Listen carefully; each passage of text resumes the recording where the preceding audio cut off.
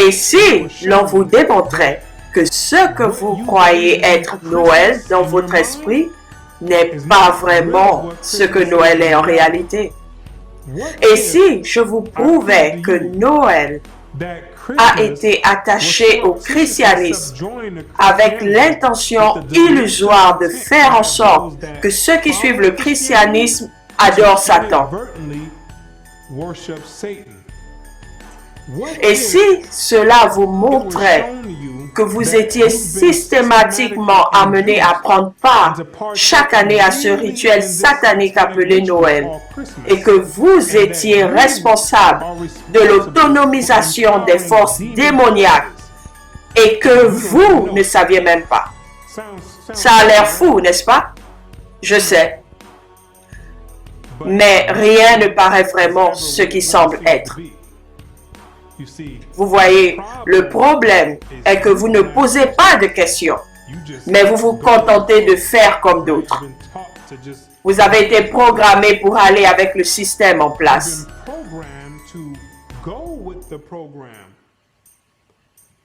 Par exemple, laissez-moi vous poser une question. Pourquoi apportez-vous un arbre dans votre maison le 25 décembre? Qu'est-ce que cela signifie? Qu'est-ce que cela veut dire? Quelle est la raison pour laquelle vous le faites? La réponse est que vous ne savez pas. Permettez-moi de vous poser une autre question. Quelle est la raison pour laquelle vous prenez cet arbre? Vous ne savez pas pourquoi vous l'emmenez dans votre maison et vous le revêtez d'argent, d'or, de divers autres ornements. Qu'est-ce que cela veut dire? Pourquoi faites-vous cela? La réponse est que vous ne savez pas. Pourquoi mettez-vous cette étoile au sommet de cet arbre? Qu'est-ce que ça veut dire? Vous ne savez pas. Pourquoi embrassez-vous quelqu'un sous le gui? Vous ne savez pas. Alors maintenant, cela étant dit, vous devez vous asseoir et écouter pendant quelques minutes afin de comprendre pourquoi vous faites ces choses. Vous pouvez obtenir l'origine de ces choses et ensuite vous pouvez décider consciemment si vous voulez continuer ou si vous voulez vous en passer. Parce que vous avez été naïvement poussé à adorer Satan. Je vais vous montrer exactement comment Satan a infiltré le christianisme avec Noël.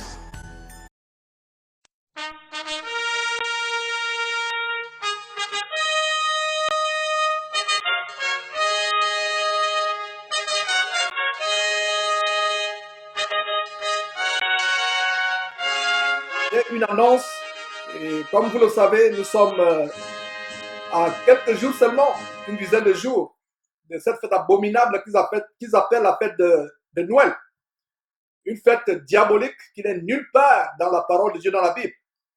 Et j'ai dans le cœur, si Dieu le veut, si nous sommes toujours en vie, ou si Jésus-Christ ne revient pas entre-temps, j'ai à cœur de faire une émission spéciale sur cette fête abominable de Noël. Nous allons répondre à ces questions. Où est l'origine de Noël? Quelle est l'origine de Noël? Et on verra que c'est une origine satanique. Et cette fête qui est attrayante, de par les lumières, les décorations, les cadeaux, l'ambiance festive qui se dégage dans l'air. Et même certains chrétiens, des élus de Dieu, des disciples de Jésus-Christ sont séduits par ces choses. La Bible nous dit en 1 Jean chapitre 2, versets 15 à 16, n'aimez pas le monde, n'aimez point le monde, ni les choses qui sont dans le monde. Si quelqu'un aime le monde, l'amour de Dieu n'est point en lui. Et les choses du monde, la convoitise des yeux, vous voyez les lumières qui brillent partout, les jouets, la convoitise des yeux, l'orgueil de la vie, l'amour de la vie, cela ne vient pas de Dieu, ça vient de ce monde, du diable, qui a la puissance terrestre sur ce monde. Et celui qui garde la parole de Dieu est celui qui est agréable à Dieu. Et nous avons la même écriture dans Jacques chapitre 4, verset 4 qui dit « Adultère, adultère que vous êtes, ne savez-vous pas que l'amour de Dieu, l'amour du monde, pardon, ne savez-vous pas que l'amour du monde est inimitié contre Dieu? Celui donc qui veut se rendre ami du monde se rend automatiquement ennemi de Dieu. Donc, nous allons faire une émission spéciale. Je crois qu'il sera, nous serons en milieu de journée à Houston le 24, lundi 24 décembre, si c'est la volonté de Dieu. Il sera la soirée en Afrique, la soirée en Afrique centrale, Afrique de l'Ouest ou en Europe. Nous allons faire dans cette émission spéciale, nous allons décortiquer ensemble, plaise à Dieu, les origines diaboliques de la fête abominable de Noël. Donc, vous qui avez encore des sapins de Noël dans vos maisons, des décorations de Noël, tout ce qui est lié à Noël, vous allez découvrir comment, pendant des années, tout comme moi et mes parents à l'époque, nous étions ignorants, nous avons fait introduire dans nos maisons l'abomination. Donc, voilà une émission qui sera diffusée, plaise à Dieu, en direct. Vous pourriez poser des questions, il y aura par exemple des participations, des témoignages en direct, plaise à Dieu.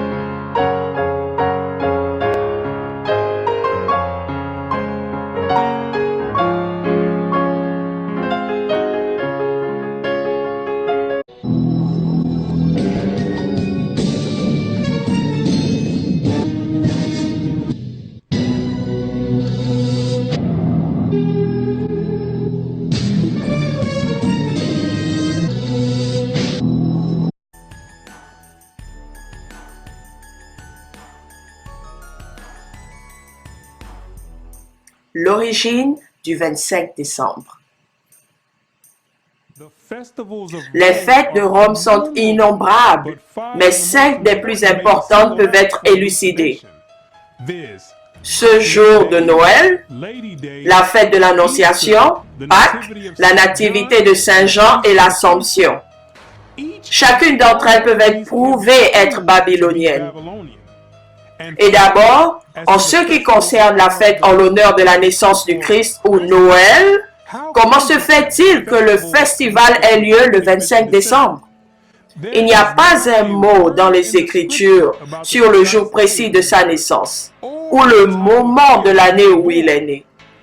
Ce qui est enregistré ici implique que, quelle que soit l'heure à laquelle sa naissance a eu lieu, cela ne pouvait pas être le 25 décembre. Le 25 décembre remonte au début de la civilisation dans l'ancienne Babylone. Au cours du solstice d'hiver, selon la mythologie, c'est le jour où le soleil commence à regagner son empire et à conquérir la nuit. Car pendant le solstice d'hiver, il s'agit de la période où la nuit est plus longue de toute l'année. Et le jour affiche la durée la plus courte de l'année. Donc, dans un sens, il y a une sorte de bataille mythologique en cours entre le soleil et la nuit. Ainsi, ce qui a succédé au solstice d'hiver, c'est une augmentation graduelle du soleil, allant de son point le plus bas jusqu'au solstice d'été, où il se rend à son point le plus élevé. Les païens ont alors pris cela comme un signe duquel le soleil commençait à reprendre sa domination pendant la nuit. Et ils ont commencé à en faire des divinités. Ainsi, par exemple, vous avez le dieu égyptien Horus, né au solstice d'hiver du 25 décembre. Vous avez le dieu grec Hélios, qui est né au solstice d'hiver du 25 décembre.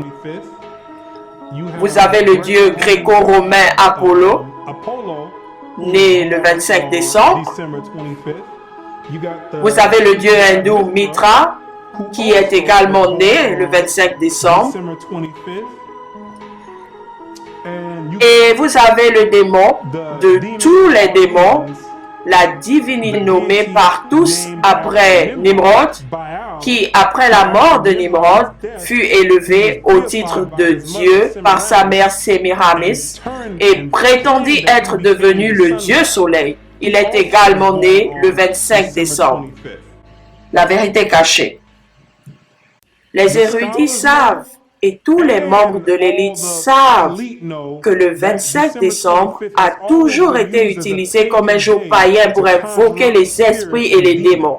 Il a toujours été utilisé de façon. Alors maintenant, ce qu'ils ont fait, c'est prendre la Bible et l'infiltrer, puis lui donner le nom Christ et obtenir que le monde entier conjure les esprits et donne le pouvoir aux démons le 25 décembre, alors que cela n'a rien à voir avec la naissance de Christ.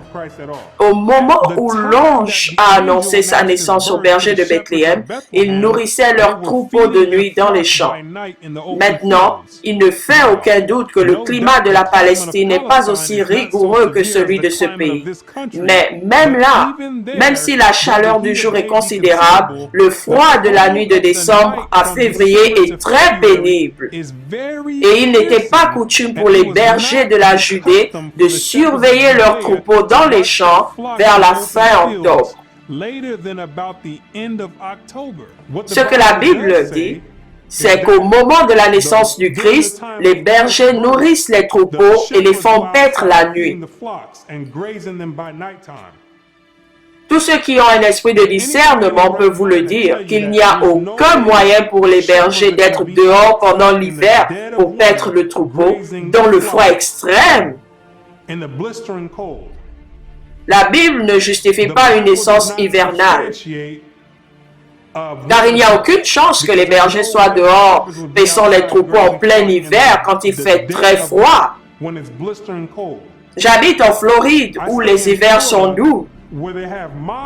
Et il n'y a aucun moyen, même en hiver, de passer la nuit dehors pour paître le troupeau. Et j'ai des moutons.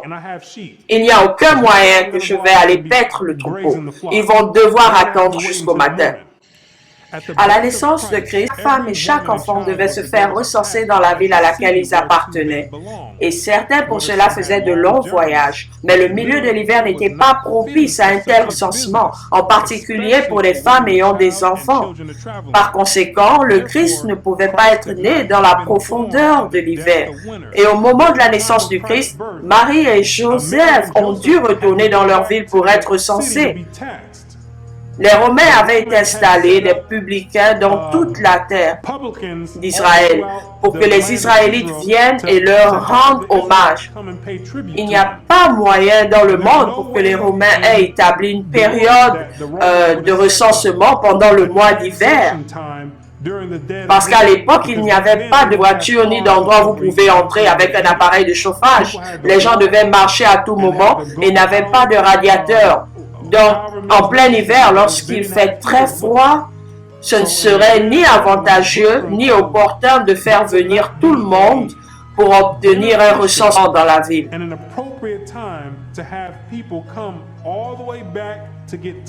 Zondervan Dictionnaire biblique compact, Noël. L'anniversaire de la naissance du Christ et de son observance célébrée par la plupart des protestants et par les catholiques romains le 25 décembre, par les églises orthodoxes orientales le 6 janvier, par l'église arménienne le 19 janvier. La première mention de son observance, le 25 décembre, date de l'époque de Constantine, vers l'an 325. La date de la naissance du Christ n'est pas connue. Les savants eux-mêmes savent que le Christ n'est pas né le 25 décembre.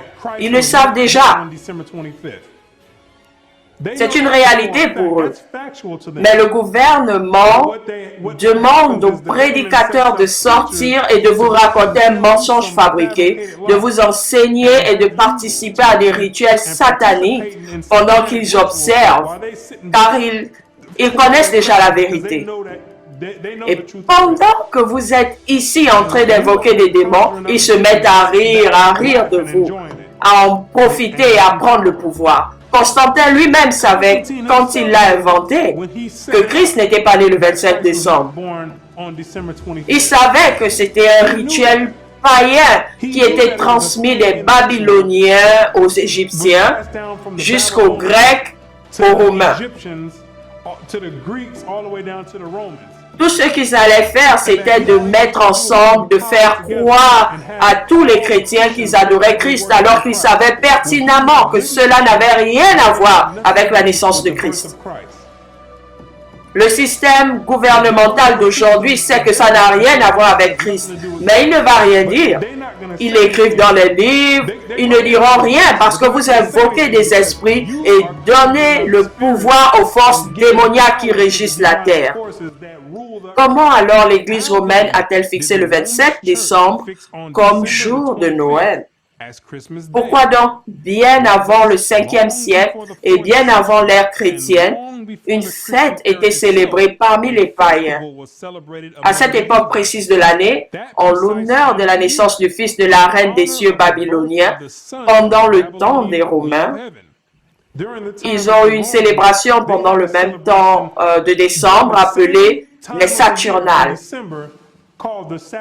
où ils se promènent et se donnent des cadeaux, chantent des chansons et ont un tas d'orgies, un festival de monstres. Cela a commencé avec 2 jours, du 17 au 19 décembre. Ensuite, cela a été prolongé à 1 semaine. Ainsi, les Romains de l'Antiquité fêtaient déjà Noël avant de savoir quoi que ce soit au sujet d'un Christ. La différence, c'est qu'ils célébraient et adoraient le dieu babylonien Nimrod, réincarné en Tammuz. Ils ont changé le nom en Saturne. C'est le même dieu divinisé que le dieu soleil. Et ils lui rendent hommage et l'adorent avant même d'avoir entendu parler d'un Christ. Et si vous connaissez l'histoire, c'est Rome qui a commencé à donner sa religion au monde entier. Rome, c'est d'où vient votre église chrétienne, c'est d'où vient votre église catholique, les protestants, les baptistes, tous ceux qui prônent la Rome païenne. Et c'est de là que vient votre Noël. Ils fêtaient Noël avant d'entendre parler d'un Christ. C'était déjà la fête de Noël. Et on peut raisonnablement supposer que pour concilier les païens et augmenter le nombre d'adhérents nominaux du christianisme, le même festival a été adopté par l'Église romaine, ne lui donnant que le nom de Christ. Cette tendance de Noël a rencontré le paganisme à mi-chemin et se développa très tôt. À l'époque de l'empereur romain Constantin, le christianisme avait déjà été détourné. Donc, Constantine avait un plan diabolique pour gagner des convertis et faire en sorte que tout le monde se réunisse dans le christianisme. Mais beaucoup de païens de Rome ne voulaient pas se soumettre aux directives du christianisme à l'époque. Alors Constantine a conçu le plan et a dit, vous savez quoi? Ne vous inquiétez pas de cette Saturnale. Vous n'êtes pas obligé de l'abandonner. Nous l'avons incorporé cela dans le christianisme et nous allons l'appeler Noël. Nous pouvons donc avoir le meilleur des 2 mondes. Nous pouvons vous laisser adorer toujours le dieu Saturne, mais tout ce que nous ferons, c'est que nous placerons le visage de Christ dessus. Et quand les païens ont entendu cela, ils étaient tous d'un commun accord. Si nous pouvons toujours continuer à faire des Saturnales, nous n'avons aucun problème à unir nos forces aux chrétiens. car les Saturnales étaient la façon dont on célébrait Noël. La manière à laquelle Noël est célébré aujourd'hui, c'était de la même manière que les Saturnales étaient célébrés par rapport à son ampleur. C'était le festival le plus important des Romains à l'époque. Et nous trouvons Tertullien, même à son époque, vers l'an 230, déplorant amèrement l'attitude hypocrite des disciples du Christ vis-à-vis de cette abomination. Et cela contraste avec la stricte fidélité des païens à leur propre superstition. Par nous, dit-il, qui sommes étrangers au sabbat, aux nouvelles lunes et aux fêtes, jadis acceptables pour Dieu, les Saturnales, la fête de janvier, les Brumalia et la fête des mères sont désormais fréquentés. Les cadeaux du jour de l'an sont faits avec le vacarme et les sports et les banquets sont célébrés avec tumulte. Oh, combien plus fidèles sont les païens pour leur religion qui prennent un soin particulier à ne pas adopter la moindre solennité de la part des chrétiens. Quelques hommes droits s'efforcent d'arrêter le cours des choses, mais malgré tous leurs efforts, l'apostasie perdura jusqu'à ce que l'Église, à l'exception des petits restes, soit submergée par la superstition païenne. Le christianisme a été déjà fortement infiltré par la ville. Ils ont déjà commencé à changer le nom du culte. Ils l'ont changé du sabbat vendredi et samedi au coucher du soleil. Ils l'ont changé en dimanche. Les Romains l'ont fait un autre jour païen.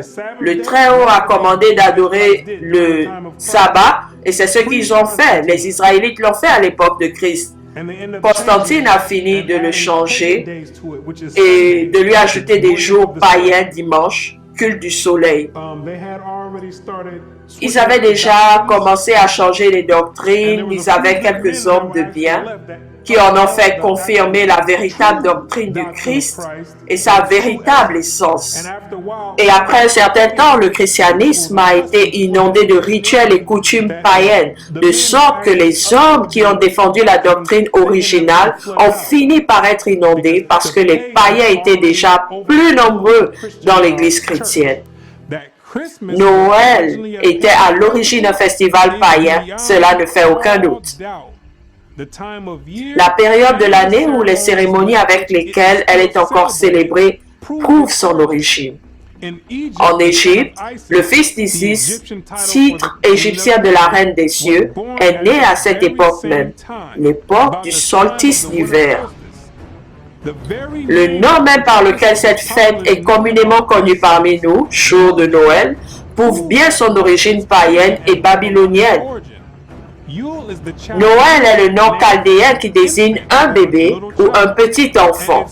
Et le 25 décembre a été appelé par nos ancêtres païens anglo-saxons jour de Noël ou le jour de l'enfant. Et la nuit qui l'a précédé, nuit de la mère. Bien avant qu'il n'entre en contact avec le christianisme, prouve suffisamment son vrai caractère. L'origine des bougies de Noël.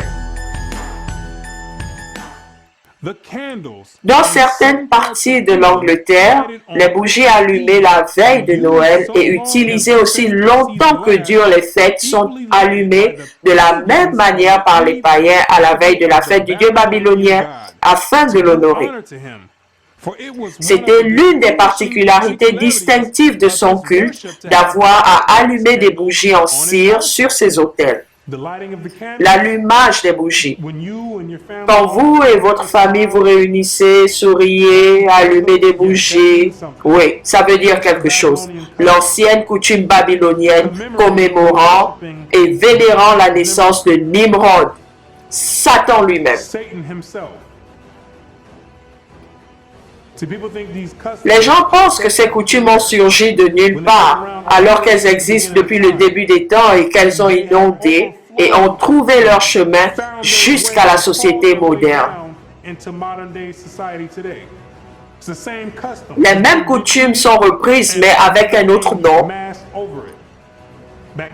À l'époque, c'était Babylone. Aujourd'hui, c'est la messe avec Christ. C'est la même coutume, le même rituel, la même coutume, le même culte, la même personne. l'origine du sapin de Noël. Le sapin de Noël, une autre coutume et un rituel païen qui remonte à l'ancienne Babylone. C'est le même Dieu qui a fait son chemin jusqu'à la chrétienté. C'est la même divinité. La plupart des chrétiens ne savent même pas que l'arbre de Noël est dans la Bible.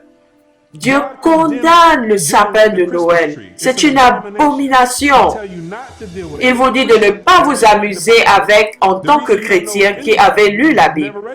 Si vous ne le savez pas, c'est parce que vous ne l'avez jamais lu. La plupart des chrétiens ne lisent jamais la Bible, car s'ils le faisaient, ils sauraient qu'ils ne sont pas supposés avoir affaire à un arbre de Noël ou tout autre type d'arbre. En plaçant des ornements et en plaçant des cadeaux dessous, vous sauriez que c'était une ancienne coutume, une coutume païenne et une doctrine satanique, culturelle, luciférienne. Jérémie 10, 1, 4. Écoutez la parole que l'Éternel vous adresse, maison d'Israël. Ainsi parle l'Éternel. N'imitez pas la voix des nations et ne craignez pas les signes du ciel, parce que les nations les craignent. Car les coutumes des peuples ne sont que vanité. On coupe le bois dans la forêt, la main de l'ouvrier le travaille avec la hache, on l'embellit avec de l'argent et de l'or, on le fixe avec des clous et des marteaux pour qu'il ne branle pas.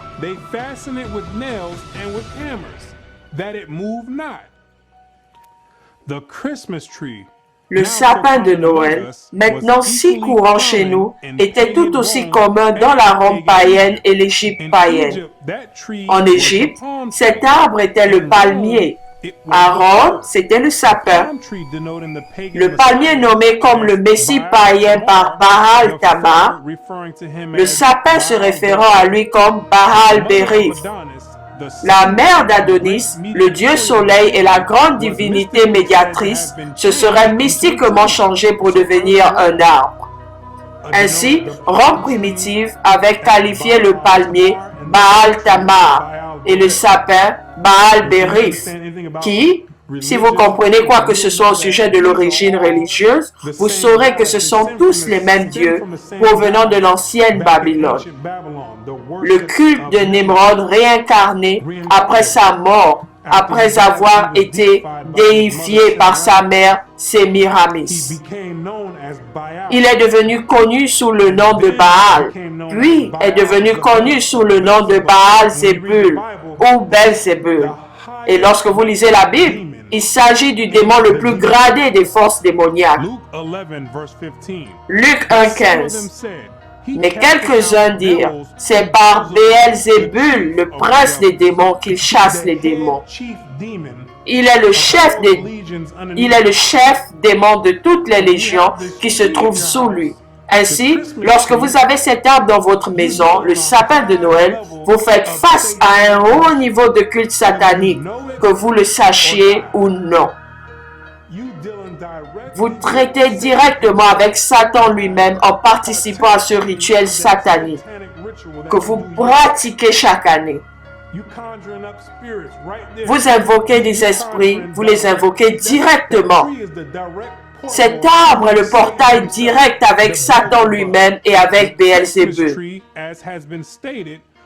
Comme on l'a dit, le sapin de Noël était généralement à Rome un arbre différent, même le sapin.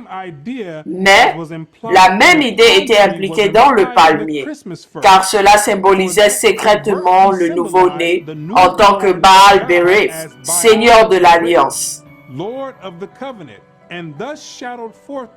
et représentait ainsi la perpétuité et la nature éternelle de son pouvoir, qu'après être tombé devant ses ennemis, il s'était levé triomphant.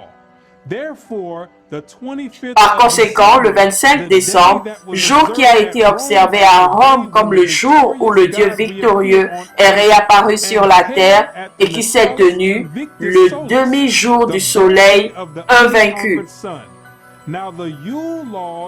Maintenant, la bûche de Noël est la souche morte de Nimrod, divinisée en Dieu soleil.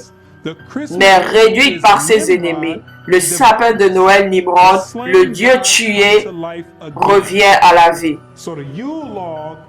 Ainsi, la bûche de Noël est une représentation de Nimrod battu, de sa mort. Ensuite, vous mettez les bûches dans la cheminée. La plupart des gens ne font pas cette partie du rituel parce que la plupart d'entre vous n'ont pas de cheminée pour la mettre. Ceux qui ont de l'argent sont ceux qui peuvent avoir une cheminée chez eux et qui pourraient participer à ce rituel. Ensuite, après que la bûche de Noël est brûlée le jour de Noël, cela représente la réincarnation de Nimrod, qui est l'arbre de Noël, avec les cadeaux en dessous, car la légende raconte qu'après la réincarnation de Nimrod, il était venu dans la nuit laisser des cadeaux sous l'arbre. C'est donc tout un rituel qui se fait et vous ne savez pas du tout pourquoi vous le faites. Vous complétez un rituel satanique et vous ne savez pas du tout pourquoi vous le faites. Vous êtes programmé socialement pour prendre part à cette coutume démoniaque. Et vous ne savez pas pourquoi vous le faites. Ainsi, l'hypnose commence juste après la fin de novembre et vous êtes bombardé par tout type de chants de Noël, de films et de lumières de Noël, de couleurs différentes. Et il est bien évident que Noël n'a rien à voir avec la naissance de Christ. Parce que chaque magasin vous allez à Walmart, Walgreens, tout ce que vous allez entendre c'est Rodolphe, la biche au nez rouge. Qu'est-ce que cela a à voir avec la naissance de Christ? Vous allez entendre le Père Noël arrive en ville. Qu'est-ce que cela a à voir avec la naissance de Christ? Et puis en plus de cela, ils mêlent une petite partie de leurs croyances religieuses simplement pour masquer la vérité, pour semer la confusion et faire croire aux gens que c'est normal et que cela a à voir avec Christ. En tout cas, tout cela est une illusion et un déguisement de ce qu'ils ont déjà fait. Ils vous manipulent pour finir, pour compléter ce rituel à la fin du mois. Ils ont donc commencé à partir de novembre avec l'hypnose et vous êtes comme un zombie qui marche. Ils implantent dans votre esprit et travaillent sur vous. Ils envoient des vibrations et des signaux dans vos ondes cérébrales et vous préparent à participer à ces rituels. Vous êtes sur le point de participer à un rituel satanique d'un très haut niveau.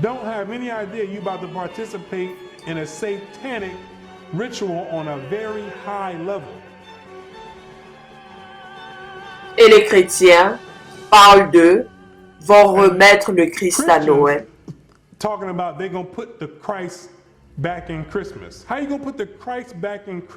Comment allez-vous remettre le Christ à Noël alors que le Christ n'était jamais à Noël?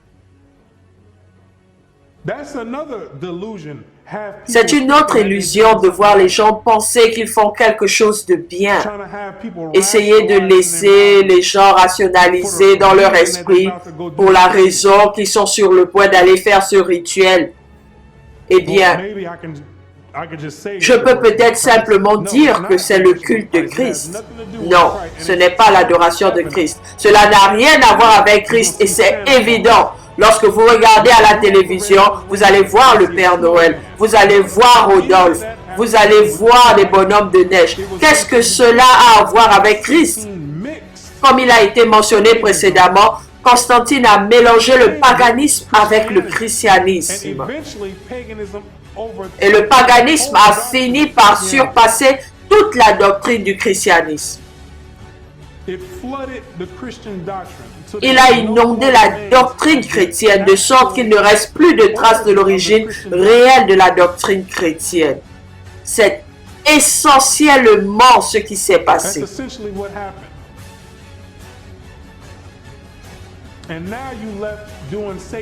Et maintenant, vous êtes en train de faire un culte satanique. Voilà comment Satan est intelligent.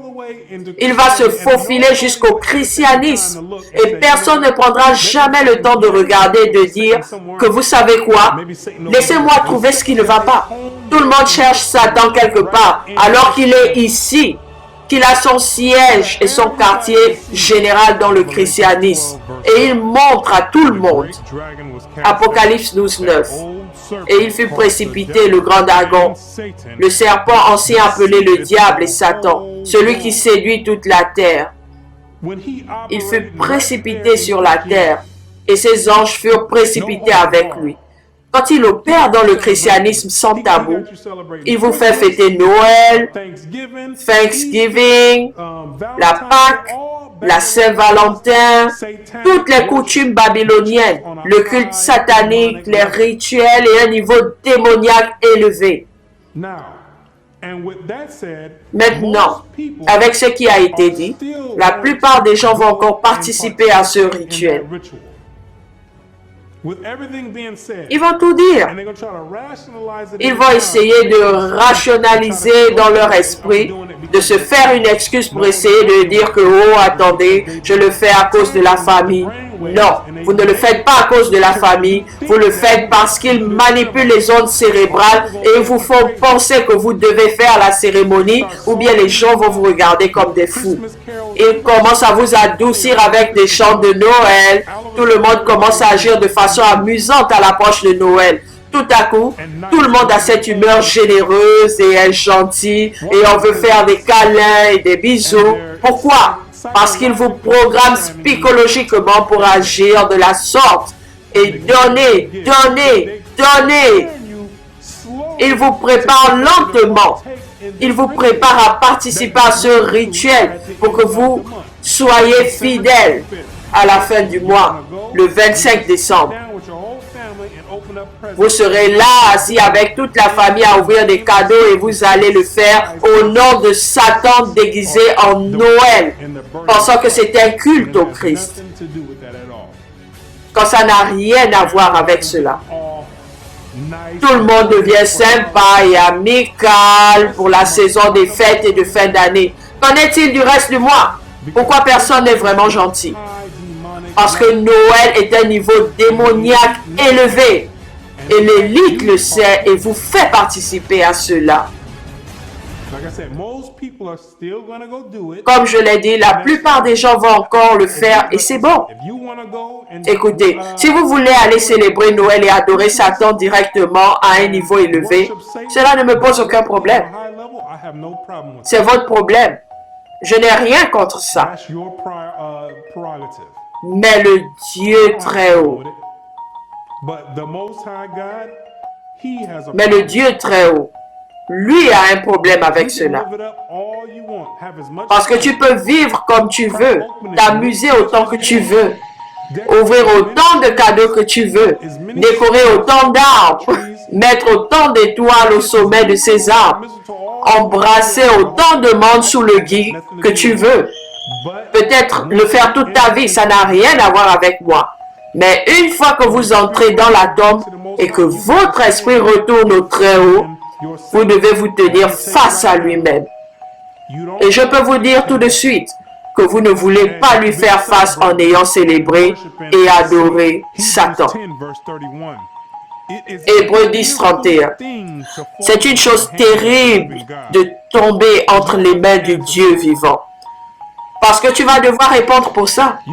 Vous serez assis là-bas à répondre de chaque action et de chaque acte que vous avez commis. Vous allez devoir en répondre. Je ne vais pas devoir en répondre, je dois répondre de mes propres actes. 2 Corinthiens 5, 10. Car il nous faut comparaître devant le tribunal de Christ afin que chacun reçoive selon le bien ou le mal qu'il aura fait étant dans son corps. Ceci étant dit, si vous voulez continuer à adorer et célébrer Noël, qu'il en soit ainsi. Mais à ceux qui ont une oreille attentive, laissez-les entendre et vous en sortirez. Vous échapperez au système et vous sortirez de la matrice. Ainsi, vous savez maintenant quelle est l'origine de Noël et les rituels auxquels vous participez.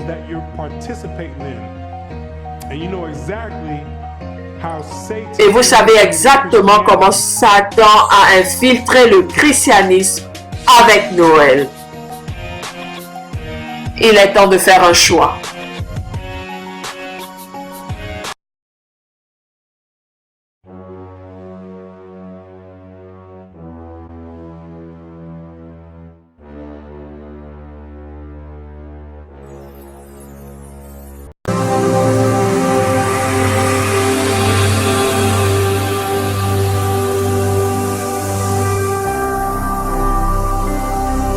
Jésus-Christ TV, vous connaîtrez la vérité et la vérité vous affranchira.